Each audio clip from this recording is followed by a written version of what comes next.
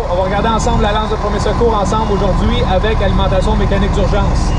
Donc, vous allez être capable de reproduire cette manœuvre-là pour les futures pratiques à l'IPI. Donc, on a dépassé le bâtiment de 150 pieds. On a bien observé tous nos facteurs de positionnement. Tout est beau. Première chose, frein de stationnement. Deuxièmement, neutre.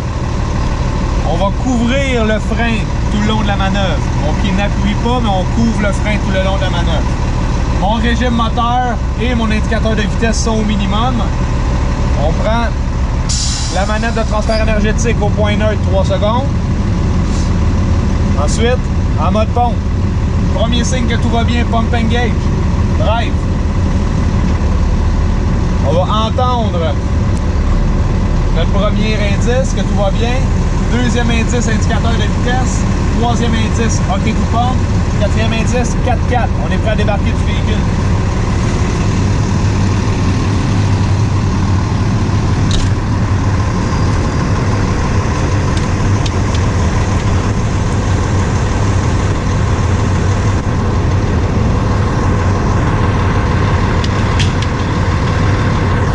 On met notre casque, on met nos gants et on installe nos cales de roue.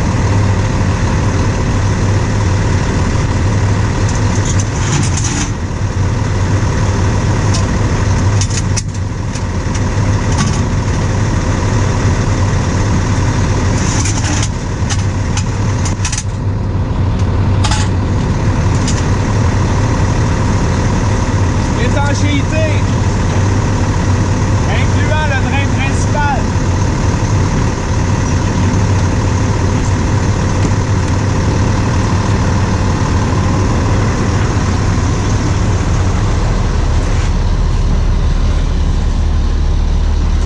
Étanchéité, succion réservoir. On complète notre étanchéité. On va faire notre étanchéité de l'autre côté à l'extérieur, côté officier.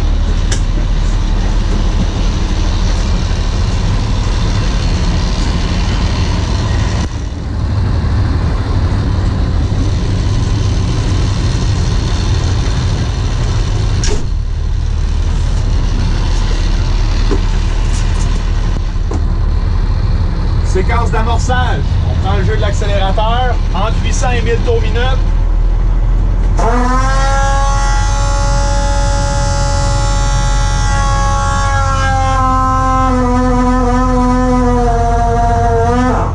On a atteint notre 350 kPa. On va augmenter les révolutions pour atteindre 700.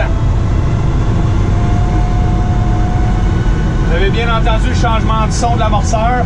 Un coup qui est rendu gorgé d'eau, il va faire un bruit différent. Donc, on est correct. Notre amorçage est terminé. On est prêt à recevoir les informations de notre porte-lance. Porte-lance à l'opérateur du 217. Oui. Je suis sur la sortie arrière gauche. Je vais avoir 30 mètres de 45 mm avec un diffuseur 473 litres minute. Je mets mon casque, je mets mes gants et je m'en vais vérifier ma sortie.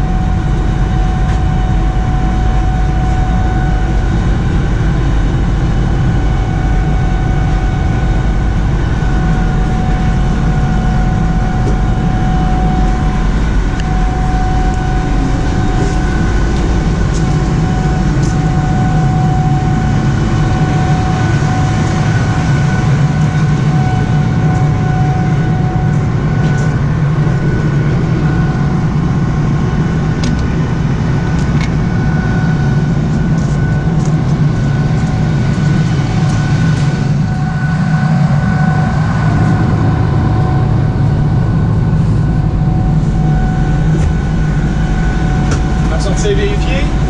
Envoie l'eau! On est prêt à envoyer notre lance à 700 kPa.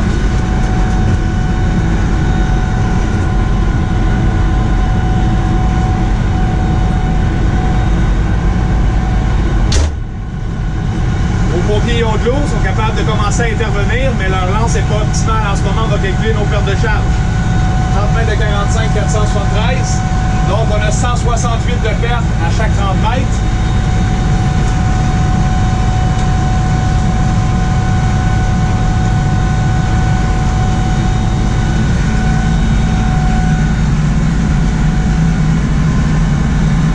Donc, Donc j'ai 868 kPa de perte à mon manomètre que je dois mettre. Donc 168 plus 700.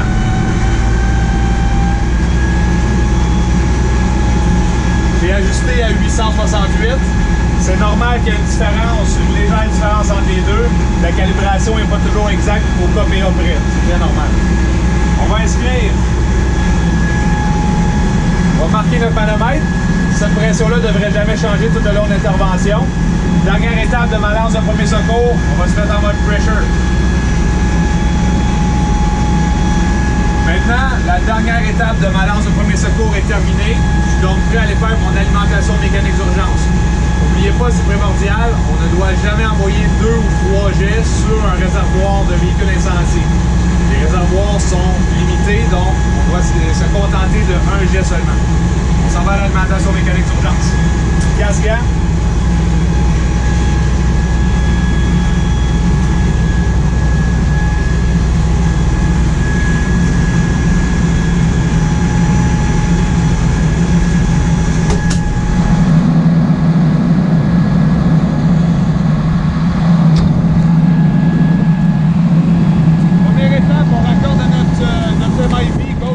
Selon la disponibilité.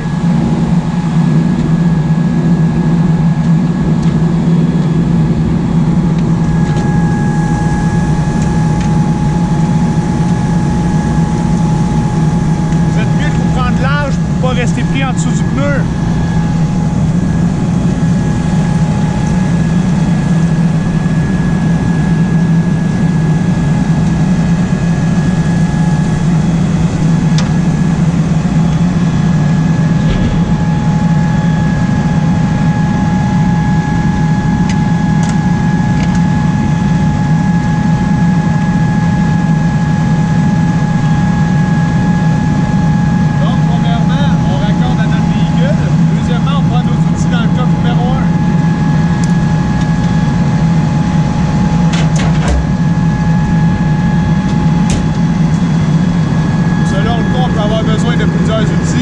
Généralement, on va avoir un adaptateur Stars, une retenue et une clé de borne.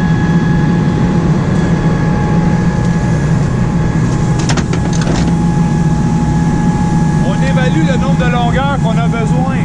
En ce moment, avec une longueur, je vais en avoir suffisamment. Donc, au premier raccord, on va déraccorder, on va prendre notre tuyau de 100 mm, on va s'en aller à la borne avec notre équipement.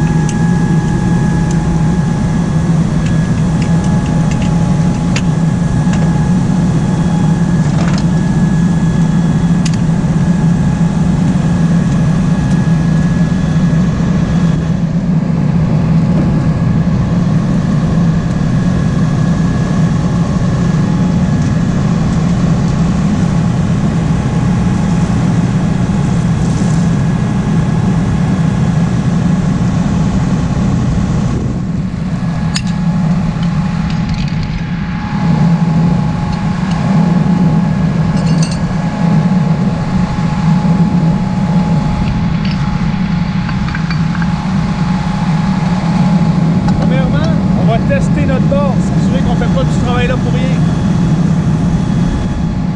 C'est pas très long de tester une borne. Tout ce travail-là, on l'aurait fait peu importe.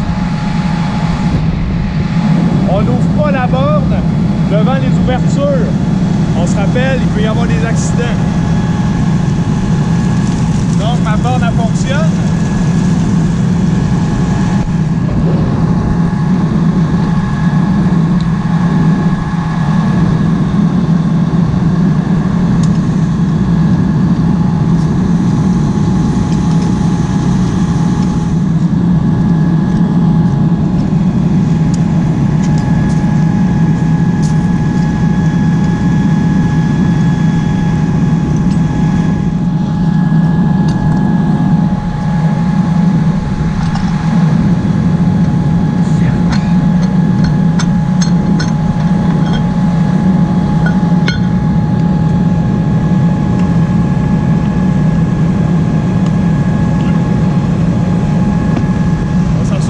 tenue est fermée.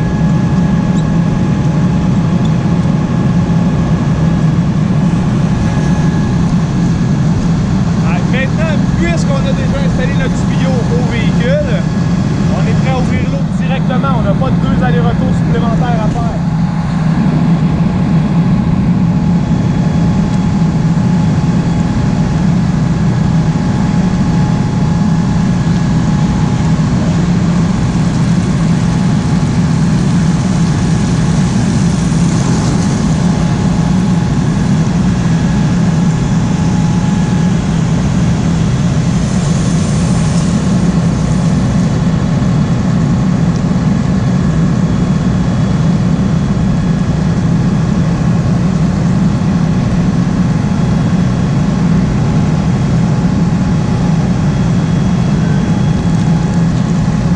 Notre borne est ouverte. S'il y a des plis dans notre tuyau, on les défait. S'il n'y en a pas, on continue à la prochaine étape.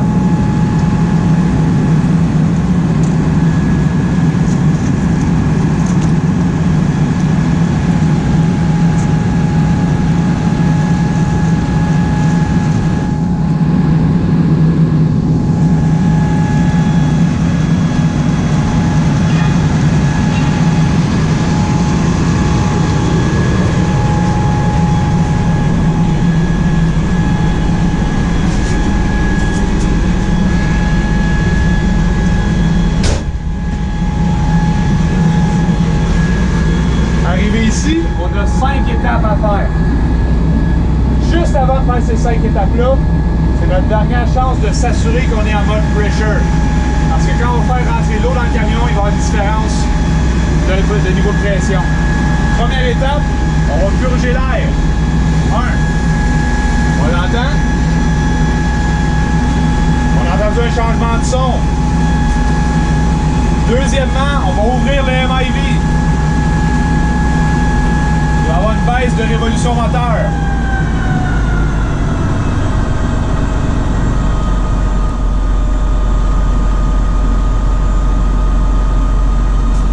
Quand j'ai ouvert mon MIV, les révolutions moteurs ont diminué pour garder la même pression.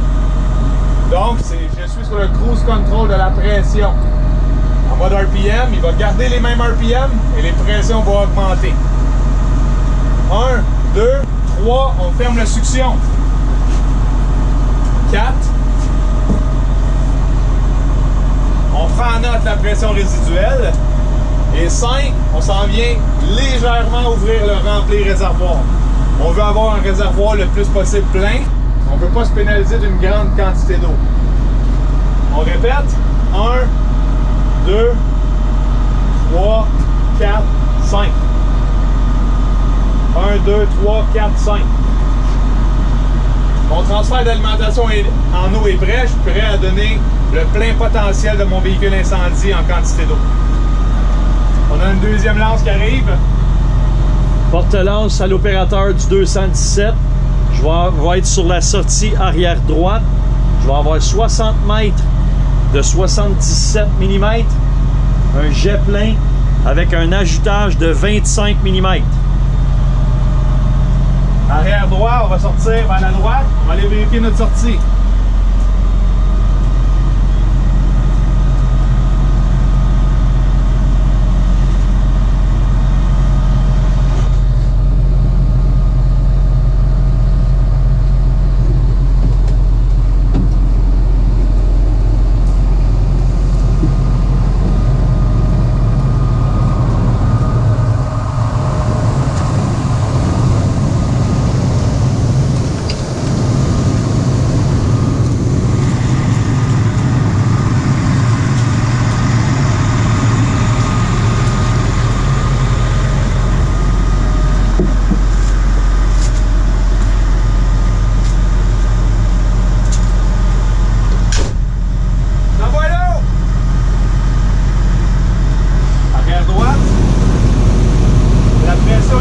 Pour un jet plein de 350 kPa.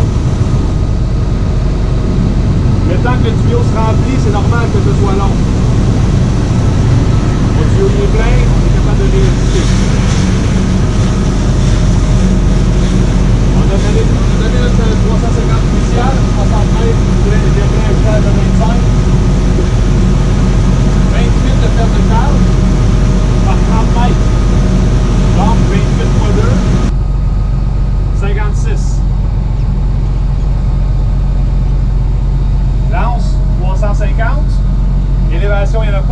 accessoires, il n'y en a pas.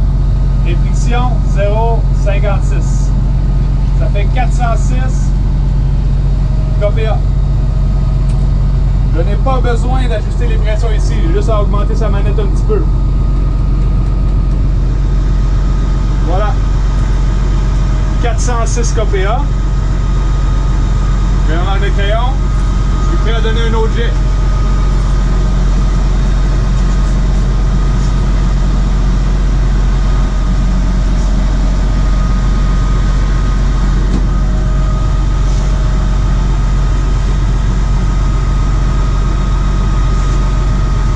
Le dernier jet que je vais faire avec vous, c'est un jet divergent.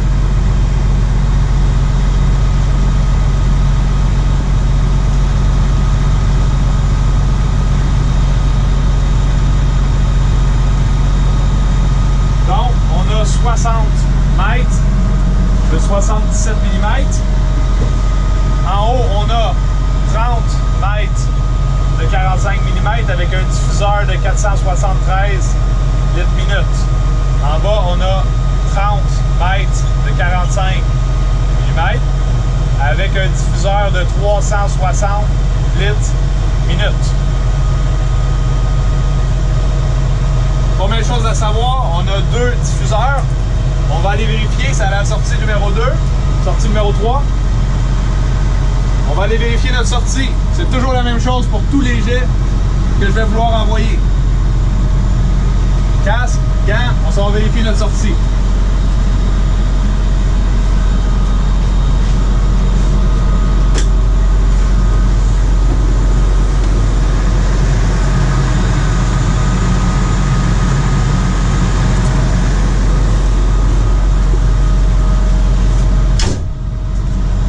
Notre sortie est vérifiée. Comme après chacun des jets. Je t'envoie là! Sortie 3, on va envoyer une pression initiale de 700.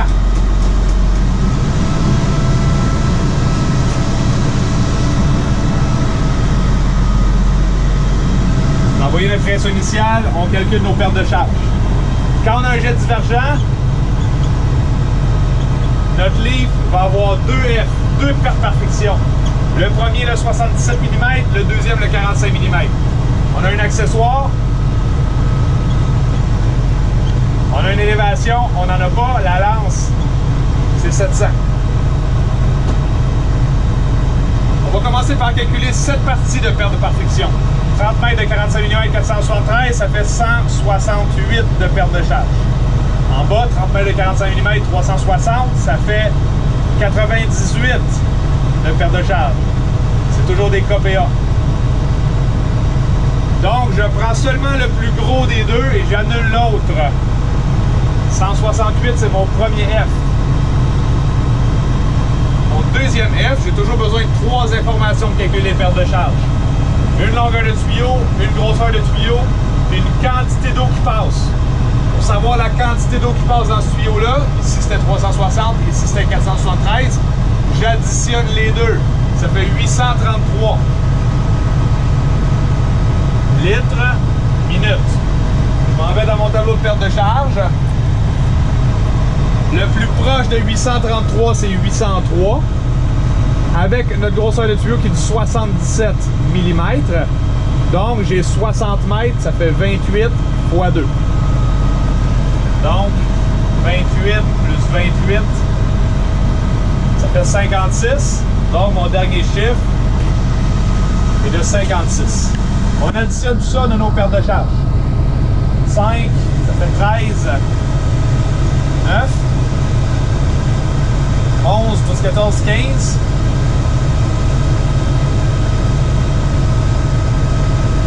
Ça fait 959. Donc, mon 959 est plus élevé que mon 868 de premier jet. Mon premier jet, mon dernier jet. Première chose qu'on va faire pour avoir un gain de pression sans augmenter les révolutions moteurs, on va ouvrir la sortie au maximum. Donc, si je vous demande en ce moment la sortie est à combien, vous seriez capable de me dire est à combien. Elle est à 868 parce que c'est la pression de ma lance numéro 1 qui est réglée ici. Ensuite de ça, on n'en a pas assez pour se rendre à 959. Donc, ce que je vais devoir faire, c'est probablement augmenter légèrement les révolutions moteurs et abaisser la manette pour que mon aiguille revienne sur la marque de crayon. Si on a toujours besoin, on réaugmente et on referme. En ce moment, je suis pas mal à 959. Donc, j'ai pas eu énormément de manipulation, ça aurait été la même chose.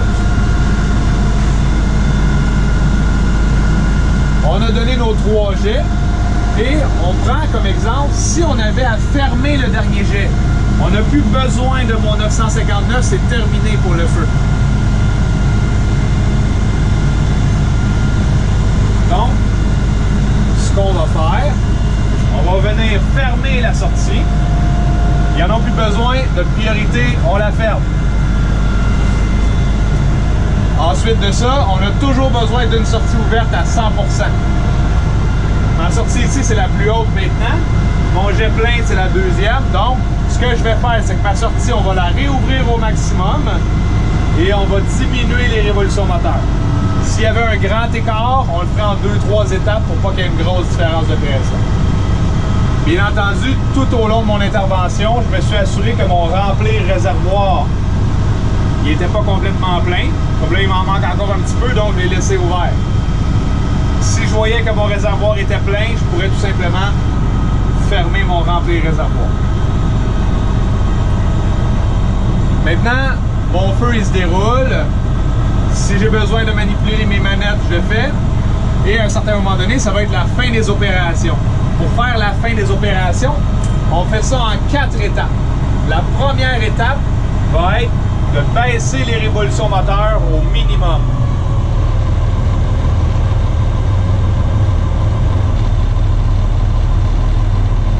Le bouton au milieu, j'ai souvent la question, monsieur, on peut-tu peser sur le bouton au milieu? Sur les camions récents, on peut peser sur le bouton au milieu.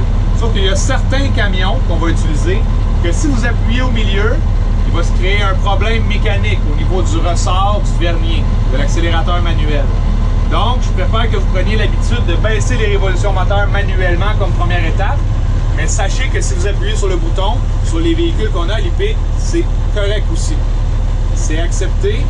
Mais prenez une mise en garde sur tous les véhicules au Québec. Si vous baissez les révolutions moteurs manuellement, ça ne vous coûte pas bien plus cher de poignet. Ça fait en sorte que vous êtes assuré de faire la bonne manœuvre en tout temps. Première étape, on baisse les révolutions moteurs au minimum. Deuxième étape, on va désengager notre pompe. Donc, j'y vais. On n'a pas besoin de notre casque ni de nos gants, mais je vais les mettre là parce que je sais que j'en ai besoin juste après.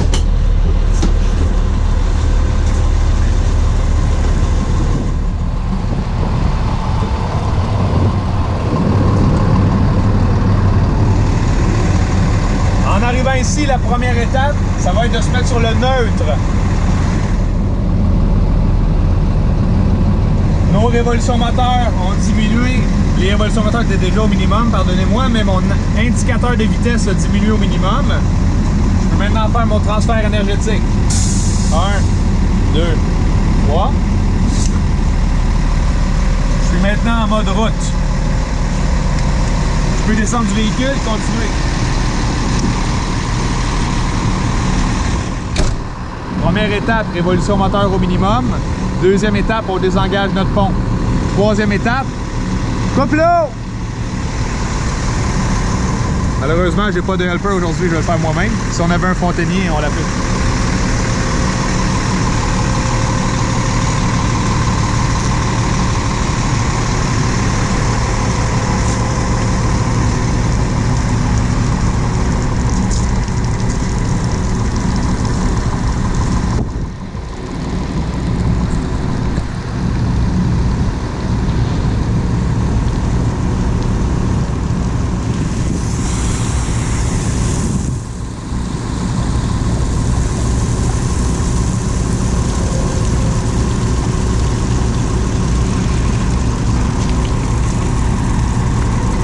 Un coup que l'eau est coupée, on peut maintenant s'occuper de notre dernière étape qui est notre véhicule.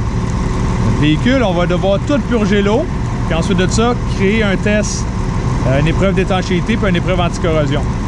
On va tout purger en partant du bas vers le haut. les drains, les bouchons et ensuite les manettes. On y va.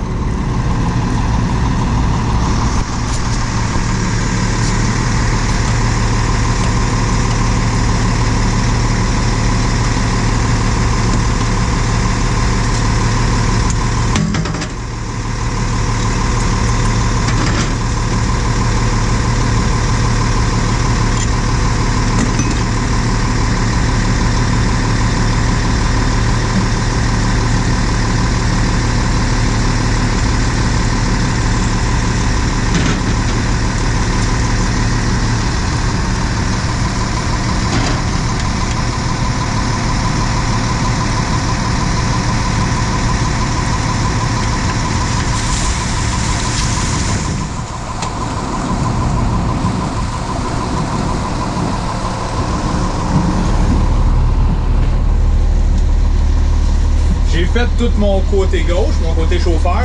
Il n'y a rien qui m'empêche de faire toutes mes manettes côté chauffeur. On s'assure qu'il n'y a personne en avant parce qu'il peut y avoir des éclaboussures.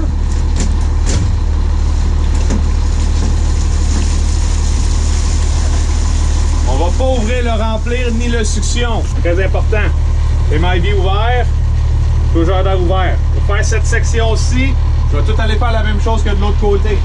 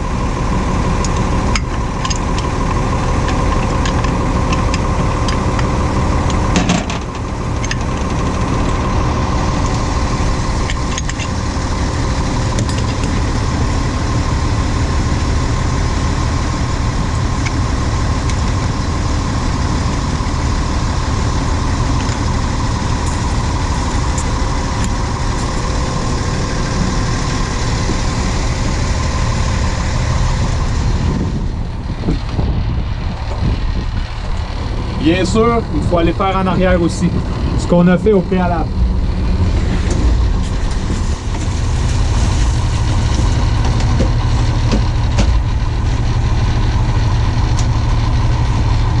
Refroidisseur pompe, refroidisseur moteur, on les fait aussi.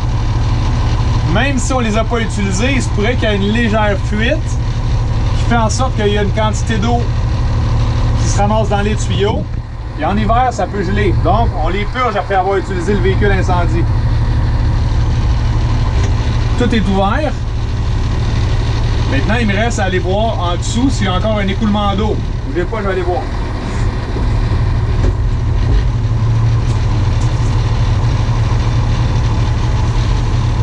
Il n'y a plus d'écoulement d'eau en dessous. Donc, on va tout pouvoir refermer. Quand on referme la pompe, du haut vers le bas. Donc, je commence ici. Ensuite de ça, mes panneaux de chaque côté.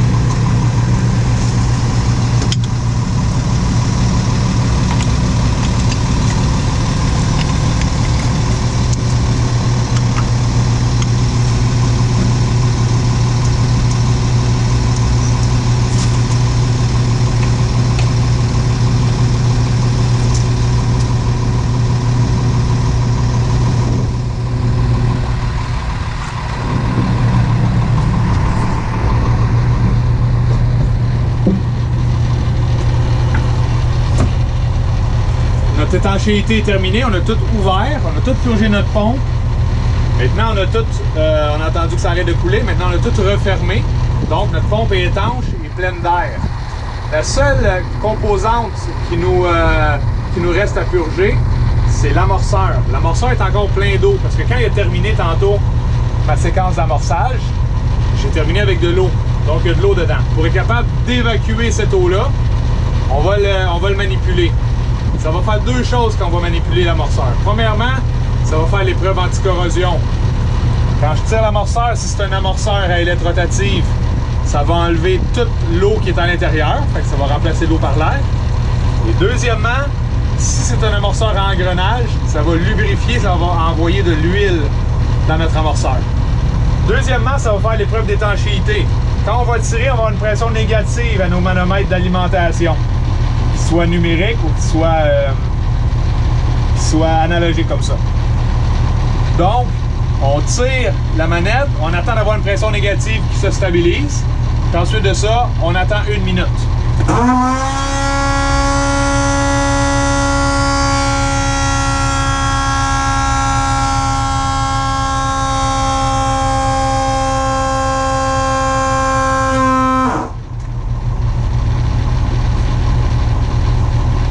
Donc, on a une pression négative ici, d'environ moins 59, moins 60. On va attendre 1 minute.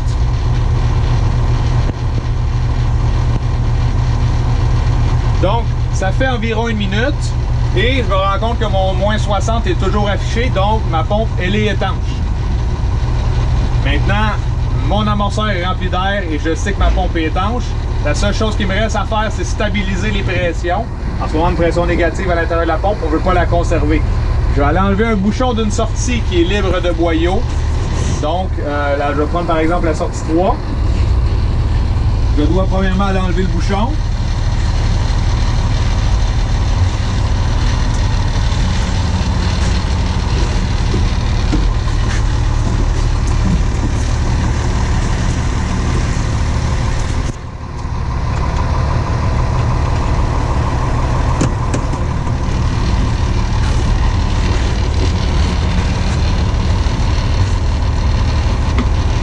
Je vais ouvrir la sortie.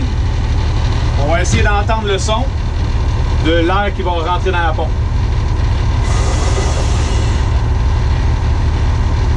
Donc ma pression négative, elle vient de s'éliminer. Ma stabilisation de pression, elle est faite. Je peux refermer ma sortie, aller remettre mon bouchon.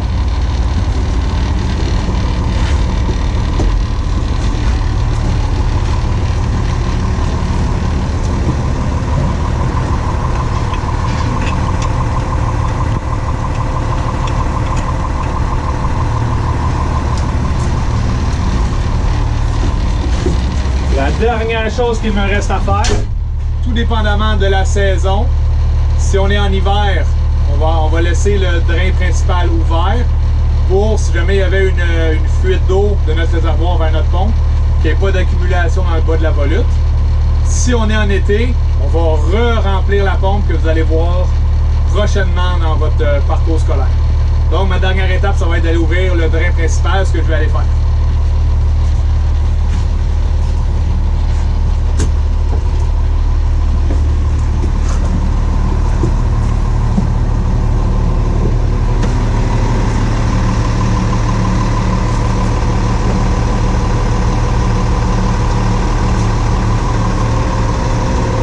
Donc, c'est ce qui conclut la lance de premier secours avec alimentation mécanique d'urgence, incluant un deuxième jet et un troisième jet, et la fin des opérations. Par rapport à la fin des opérations, faites attention, il y a 4 grandes étapes. La première, démolition minimum. Deuxième, on désengage la pompe. Troisième, on fait fermer l'eau. On ne veut pas travailler avec un véhicule incendie sous pression pour rien. Et la dernière étape, on s'occupe de notre camion, du bas vers le haut ou du haut vers le bas pour tout refermer. J'espère que ça va vous aider dans votre parcours scolaire. Merci messieurs et mesdemoiselles. À la prochaine.